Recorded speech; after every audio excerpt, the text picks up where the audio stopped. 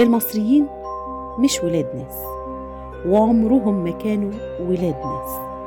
ومن هنا هنقول إيه الحقيقة، وهنفسر إيه معنى كلمة ابن ناس. المصريين لما بيحبوا يمدحوا شخص بيقولوا أصل ده ابن ناس، ولو قالوا محاسنه وأخلاقه بيقولوا أصل هو ابن ناس. لكن المصريين ما يستحقوش الاسم ده أبدا. ليه؟ لأن ولاد الناس كان بيستخدم في العصر المملوكي، وكان ده بيتصف بيه للأشخاص مجهول النسب اللي غير معروف أصلا، فكان يطلق عليه ولاد ناس. ومن المعروف إن ولاد الناس دول بيكون إحنا عارفين أصلهم وفصلهم، بيقالوا الراجل منهم فلان ابن فلان ابن فلان، يعني معروف أصله ونسبه وعيلته، وده اللي بيطلق على المصريين. أما ولاد الناس دول فكانوا مش مصريين أبدا. بداية ظهور تعبير ولاد الناس، الملامح التاريخية بتبدأ للعصر المملوكي.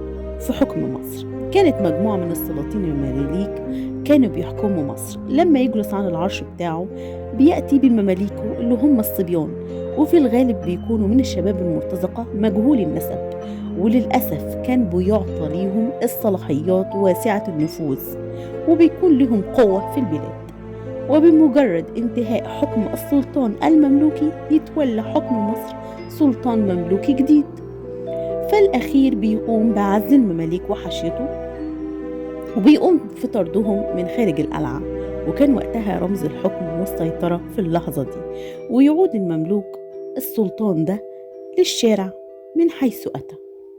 واستمر الوضع ده لفترة كبيرة جدا، لما شعر بأن المماليك دول اللي بيتم طردهم من القلعة بيمثلوا خطر كبير على البلاد، لأنهم مرتزقة ومش بيلاقوا الفلوس، فكانوا بينهبوا ويسرقوا.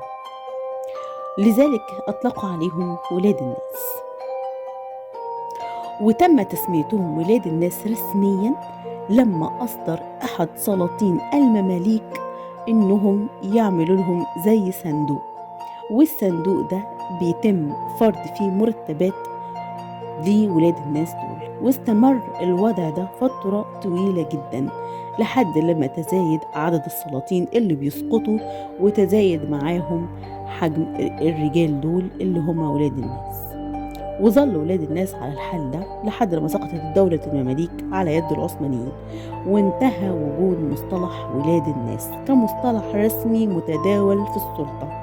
لكن ظل المصطلح ده بين أفراد الشعب المصري، ويطلقوه على كل من يجار عليهم واللي يفقرهم في عيشتهم.